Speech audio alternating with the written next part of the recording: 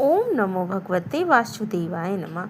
जय श्रीमन नारायण। दोस्तों आइए आज हम सब सुनते हैं पुरुषोत्तम मास महात्म्य का 5वां अध्याय। पिछले अध्याय में हमने सुना कि कैसे करुणा के सागर श्री हरि विष्णु ने रोते हुए मलमास का हाथ थामा और उसे सीधे गोलोक धाम को ले गए, जहाँ साक्षात भगवान श्री कृष्ण ने उसे अपना ही नाम पुरुषोत्तम देके ब्रह्मांड का सबसे सर्वश्रेष्ठ फलदायी महीना बना दिया।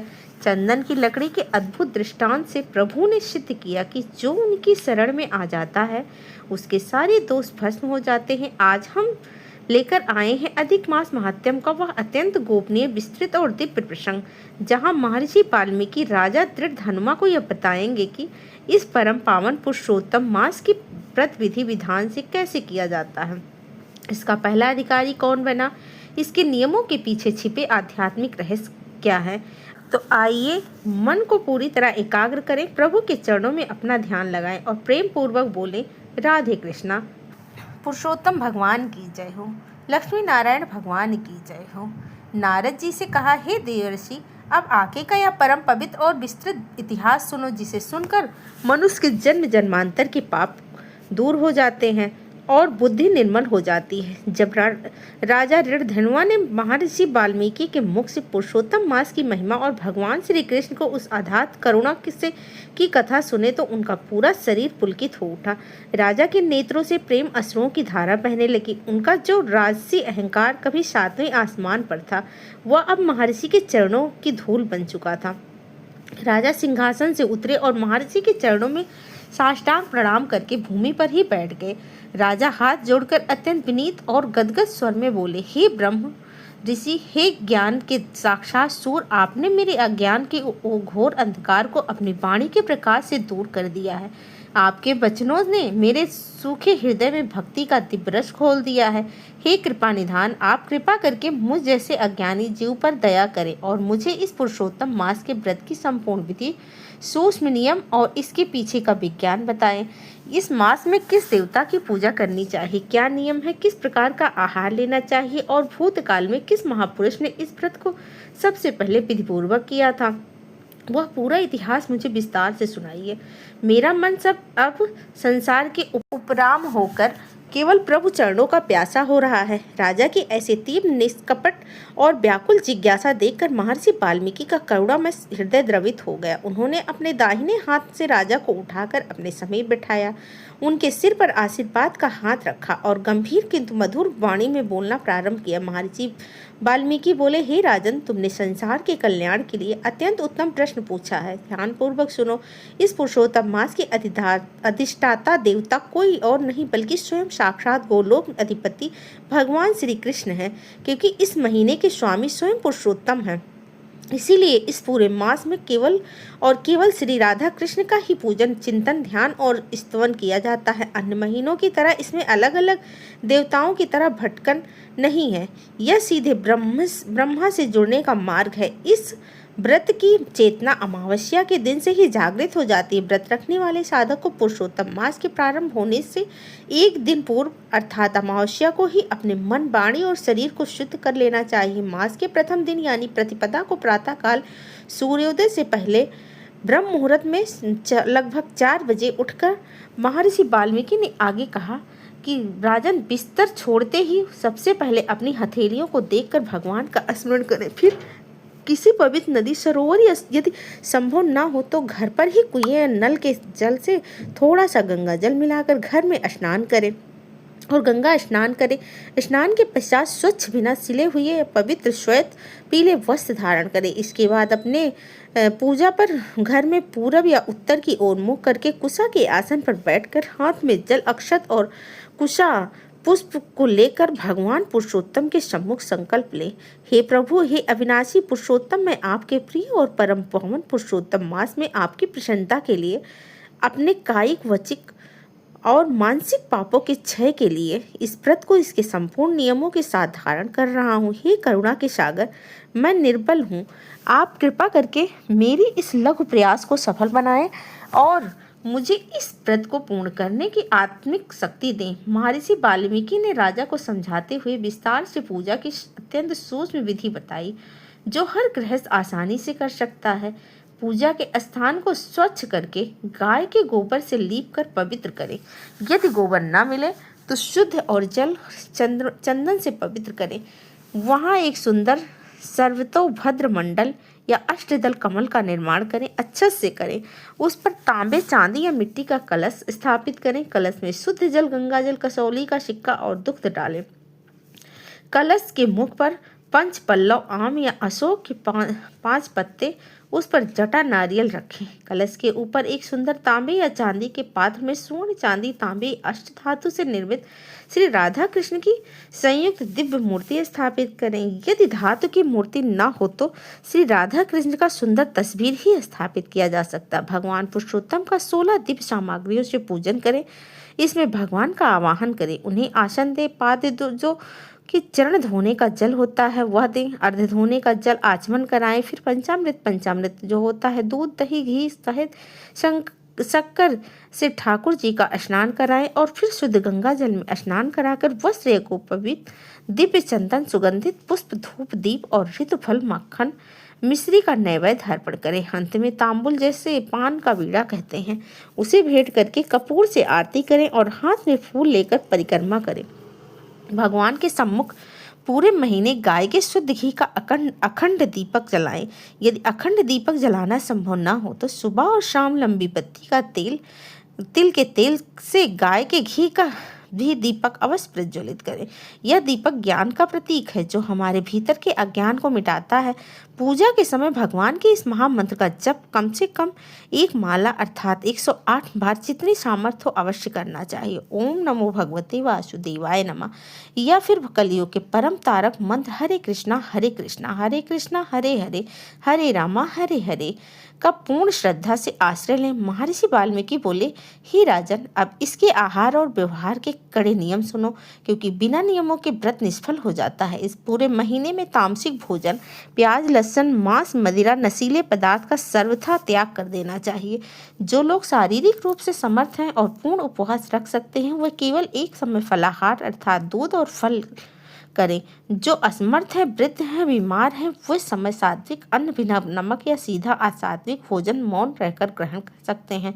इस मास में कांसे के बर्तन में भोजन करना पूरी तरह वर्जित है। अनाज में मसूर की, चने की दाल, उड़द, मूली, बैगन, गोभी, शहद और बासी अत्यंत तीखा चटपटा अन्न का सेवन वर्जित माना गया है। साधक को दिन में केवल एक बार ही भोजन करना चाहिए। बार बार खाना व्रत की श्रेणी में नहीं आता। व्यवहार के नियम भी सुनो। इस मास में शरीर पर सुगंधित तेल लगाना, विलासिता के पलंग पर सोना वर्जित है। रात्रि के समय भगवान के भजनों का कीर्तन करते हुए भूमि पर चटाई या कंबल बिछाकर शयन करने चाहिए। प्रतिदिन बिना नागा किए पुरुषोत्तम मास के महात्म की कथा सुननी या पढ़नी चाहिए। जब महर्षि वाल्मीकि नियमों की व्याख्या कर रहे थे तो राजा दृढ़धनुवन ने हाथ जोड़कर पूछे, ऋषि व संसार के लोग इस महीने को छोड़कर बाकी 11 महीने में सांसारिक कार्यों में व्यस्त रहते हैं। वे सोचते हैं कि इस महीने में पूजा पाठ करने से उनका समय व्यर्थ होगा और उनका व्यापार या धन का नुकसान भी होगा। इस पर प्रभु श्री कृष्ण का क्या मत है? महर्षि वाल्मीकि मंद मंद मुस्कुराए और बोले, हे राजन, इसी शंका का समाधान करने के लिए भगवान श्री कृष्ण ने द्वारिका में अर्जुन को एक बड़ी ही सुंदर दृष्टांत सुनाया। ध्यान से सुनो। एक समय की बात है, एक नगर में देवदत्त नामक एक बहुत ही धनवान स्वर्णकार राजा रहता था। दिन रात केवल सोना पिघलाने, गहने बनाने, तिजोरी भरने में ही व्यस्त रहता था। उसके पास भगवान का नाम लेने के लिए भी क्षण भर का समय नहीं था। जब भी कोई साधु उसके द्वार पर आता वह कहता, अरे भाई, मेरे पास से बात करने का भी समय नहीं है। यदि मैं 1 मिनट भी दुकान छोड़ दूंगा तो मैं सैकड़ों का नुकसान हो जाएगा। एक दिन उसके भाग्य से उसके द्वार पर एक सिद्ध संत आए। संत ने उसकी व्यस्तता और धन की प्रति उसका पागलपन देखा। संत को उस पर दया आ गई। संत ने अपनी झोली से एक चमकीला काले रंग का पत्थर निकाला और उस सुनार को दे दिया। कहा, हे वत्स, मैं तुम्हारी मेहनत से प्रसन्न हुई। यह साक्षात पारस पत्थर है। मैं 7 दिनों के लिए तीर्थ यात्रा पर जा रहा हूँ। यह 7 दिन बाद तुम्हारे पास रहेगा। तुम इससे जितना चाहो लोहा छूकर सोना बना लो। 7वें दिन सूर्यास्त के समय मैं इसे वापस ले जाऊंगा। महर्षि वाल्मीकि ने कहा कि आगे कहकर राजन सुनार की खुशी का ठिकाना नहीं रहा। उसने सोचा कि अब तो मैं पूरी दुनिया का सबसे अमीर आदमी बन जाऊंगा। पहले दिन उसने सोचा अभी तो 7 दिन है, आज बाजार से में लोहा का भाव बहुत तेज है, कल लोहे का दाम गिरेगा तब ढेर सारा लोहा खरीदूंगा और उससे सोना बना लूंगा। दूसरे दिन वह सस्ते लोहे की तलाश में दूसरे शहर जाने को सोचा। तीसरे दिन उसने सोचा कि लोहा खरीदने के लिए मुझे अपनी कुछ गाड़ियां बेचनी पड़ेगी, पहले वो बेच लूं। इसी तरह सोचते सोचते मोल तोल करते करते आलस में उसके 6 दिन बीत गए। बस यही योजना बनाता रहा कि कब और कितना लोहा लाना है। 7वां दिन जब आया, सुनार ने सोचा कि आज शाम को संत आएंगे, आज दोपहर को मैं बाजार जाकर सारा लोहा खरीद लाऊंगा। वह दोपहर को भारी मात्रा में लोहे खरीदने बाजार निकला तो कि रास्ते में उसे खबर मिली कि राजा की सवारी निकल रही है और सारे रास्ते बंद हैं। वह जाम में फंस गया। जैसे तैसे शाम को कुछ किलो लोहा लेकर अपनी दुकान पर पहुंचा था कि ठीक उसी समय सूरज डूब गया और वह सिद्ध संत उसकी दुकान पर आ गए। संत ने कहा, बस 7 दिन पूरे हो गए, मेरा पारस पत्थर मुझे वापस दे दो। सुनार संत के चरणों में गिर पड़ा, रोने लगा और बोला, महाराज मुझे 2 दिन का समय और दे दीजिए, मैं अभी तक एक रत्ती भी लोहा नहीं खरीद पाया हूँ। मैं बस यही योजना बना रहा था कि संत ने मुस्कुराते हुए पारस पत्थर वापस ले लिया और कहा, मूर्ख, समय किसी की प्रतीक्षा नहीं करता। तुझे 7 दिन का अमूल्य अवसर मिला था, पर तूने उसे कौड़िये के भाव में गंवा दिया। भगवान श्री कृष्ण ने अर्जुन से कहा, हे कुंती पुत्र, ठीक इसी प्रकार यह पुरुषोत्तम मास भी मनुष्य के लिए भगवान का दिया हुआ पारस पत्थर है। जो अज्ञानी मनुष्य सोचते हैं कि इस महीने में भक्ति करने से उनका व्यापार छूट जाएगा या धन की हानि होगी, वह उसी मूर्ख सुनार की तरह जब जीवन का सूर्यास्त होगा तो वे हाथ मलते रह जाएंगे और यह अमूल्य अवसर हमेशा के लिए चला जाएगा। इसीलिए बुद्धिमान मनुष्य को चाहिए कि इस महीने में सब कुछ छोड़कर पारस रूपी कृष्ण नाम को छू ले, ताकि उसका जीवन स्वर्ण हो जाए। यह अद्भुत दृष्टांत सुनकर राजा दृढ़धनुआ के रोंगटे खड़े हो गए। उन्हें समझ आ गया कि समय का महत्व क्या है, पुरुषोत्तम मास का एक एक क्षण कितना कीमती है। तब राजा दृढ़धनुआ ने पुनः प्रश्न किया, हे गुरुदेव, इस परम पावन व्रत को भूतकाल में सबसे पहले किस महापुरुष ने किया था और उन्हें किस प्रकार सिद्धि मिली थी? यह कथा मुझे विस्तार से सुनाई। महर्षि वाल्मीकि बोले, हे राजन, इस व्रत के आदि अनुष्ठाता स्वयं राजा उपरिचर बसु थे। प्राचीन काल में राजा उपरिचर चेदी देश के सम्राट थे। वे परम प्रतापी होने के साथ साथ अत्यंत धर्मनिष्ठ, प्रजा वत्सल और भगवान विष्णु के अनन्य भक्त थे। उनके राज्य में कभी कोई दुखी नहीं रहता था, परंतु प्रारब्ध का खेल का कोई नहीं जानता है। एक बार उनके राज्य में भयंकर अकाल पड़ा। लगातार 3 वर्षों तक बादलों में पानी की एक भी बूंद नहीं बरसाई गई। नदियां सूखती रही, रेत में बदल गए, कुएं पाताल लोक में चले गए, पेड़ पौधे ढूंढ गए और हरी भरी धरती पर दरारें पड़ गई। पशु पक्षी तड़प कर मरने लगे और प्रजा अन्न के लिए एक एक दाने के लिए त्राहि त्राहि कर उठे। राजा उपरिचर बसु अपनी प्रजा का यह दारुण दुख देखकर भीतर से टूट गए। उन्होंने त्रासी वस्त्र उतारे और राजकाज अपने योग मंत्रियों को सौंपा और स्वयं इस घोर संकट से मुक्ति का मार्ग खोजने और तपस्या करने के लिए घने जंगल में चल दिए। महर्षि ने कथा को आगे बढ़ाते हुए कहा, वन में भटकते हुए भूख और प्यास व्याकुल राजा की भेंट अचानक देवर्षि नारद से हुई, जो हाथ में बीड़ा लिए नारायण नारायण का गान कर रहे थे। राजा ने दौड़कर देवर्षि नारद के चरण पकड़ लिए और फिर रोते हुए वहां बोले, देवर्षि, मेरी प्रजा भूख से मर रही है। राजा के रहते हुए यदि प्रजा तड़पे तो वह राजा नरक का अधिकारी होता है। कोई मुझे ऐसा उपाय बताइए जिससे मेरी धरती की प्यास बुझे और प्रजा के प्राण बच सके। देवर्षि नारद ने अपनी दिव्य दृष्टि से देखा और मुस्कुराते हुए बोले, हे राजन, घबराओ मत, तुम्हारा कल्याण निश्चित है। संयोग बस आज से ही परम पवित्र पुरुषोत्तम मास का प्रारंभ हो रहा है। तुम वन में नहीं रहकर इसी क्षण से भगवान पुरुषोत्तम के व्रत का संकल्प लो। यह मास सब कुछ देने वाला है। महर्षि वाल्मीकि बोले, राजन, नारद जी के वचनों पर पूर्ण विश्वास कर राजा उपरिचर बसु ने वन में ही व्रत किया। बिना अन्न और जल ग्रहण किए, केवल वायु का भक्षण करके 30 दिनों तक अत्यंत कठोर पुरुषोत्तम मास व्रत का पालन किया। उन्होंने मिट्टी की एक सुंदर वेदी बनाई, उस पर जंगली फूलों और कंदमूल से साक्षात भगवान पुरुषोत्तम और राधा रानी के प्रतीक स्वरूप स्थापना की और अस्त्रपूर्ण नेत्रों से पूजन किया। वे दिन भर प्रभु का ध्यान करते हुए पूरी तरह जागकर ठाकुर जी की दिव्य नामों का संकीर्तन करते रहे। उनके भीतर न तो कोई कामना थी और न ही कोई अहंकार, केवल अपनी प्रजा के लिए करुणा थी। जैसे ही 30 दिन पूरे हुए, पुरुषोत्तम मास की अमावस्या समाप्त हुई, वैसे ही बन क्या वह कोना करोड़ों सूर्यों के समान प्रकाशमान हो उठा। साक्षात भगवान श्री कृष्ण अपने चतुर्भुज रूप में शंख चक्र गदा और पद्म धारण किए हुए गरुड़ पर सवार होकर प्रकट हो गए। भगवान के श्री अंग से नीलमणि की समान दिव्य आभा निकल रही थी। भगवान ने अपनी अमृतमयी दृष्टि से राजा को देखा और अत्यंत मधुर स्वर में कहा, हे राजन, उठो, मैं तुम्हारे इस निष्काम और परम पवित्र व्रत से प्रसन्न हूँ। संसार के सबसे कठिन व्रत को पूर्ण किया है। मांगो, क्या वरदान मांगते हो? आज तुम्हारे लिए ब्रह्मांड में कुछ भी अदेय नहीं है। महर्षि वाल्मीकि ने राजा दृढ़धनुआ को ओर देखा और बोले, राजन, जरा सोचो, यदि कोई साधारण राजा होता तो वह अमरता मांगता, चक्रवर्ती साम्राज्य मांगता या अटूट धन मांगता, परंतु राजा उपारिचर वसु ने अपने लिए कुछ नहीं मांगा। उन्होंने हाथ जोड़कर कांपते स्वर में ही कहा, हे प्रभु शरणागत वत्सल, यदि आप मुझ पर प्रसन्न हैं तो मेरी अनाथ और भूखी प्रजा की रक्षा कीजिए। मेरे चेदी देश का यह भयानक अकाल दूर हो जाए, काले बादल झूम कर बरसे और मेरी धरती से हरी भरी धन धान्य हो जाए। मुझे अपने लिए कुछ नहीं चाहिए, मेरी प्रजा सुखी रहे, यही मेरा वरदान है।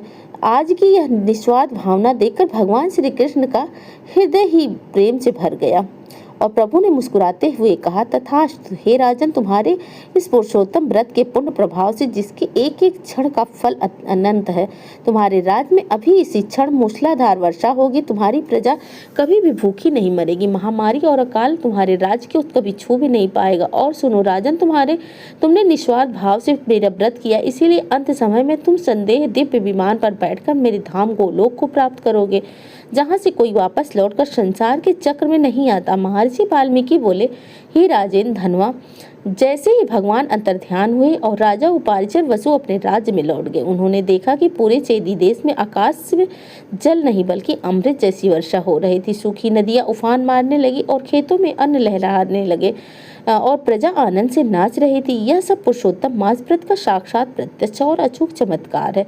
जो मनुष्य इस विधि से श्रद्धा पूर्वक व्रत करता है, उसके जीवन में दरिद्रता, दुख, शोक, अकाल मृत्यु हमेशा के लिए मिट जाती है। इसी के साथ 5वां अध्याय पूर्ण हुआ।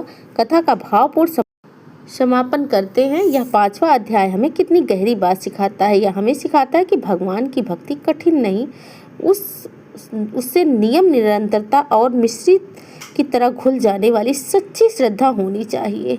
राजा उपारिचर वसु ने अपनी प्रजा के लिए निस्वार्थ भाव से व्रत किया तो भगवान ने उनकी पूरी धरती को निहाल कर दिया। और वह पारस पत्थर वाला दृष्टांत हमें याद दिलाता है कि संसार के काम तो अगले जन्म में भी मिल जाएंगे, पर वह पुरुषोत्तम मास रूपी पारस पत्थर बार बार नहीं मिलता है। जय हो पुरुषोत्तम भगवान की।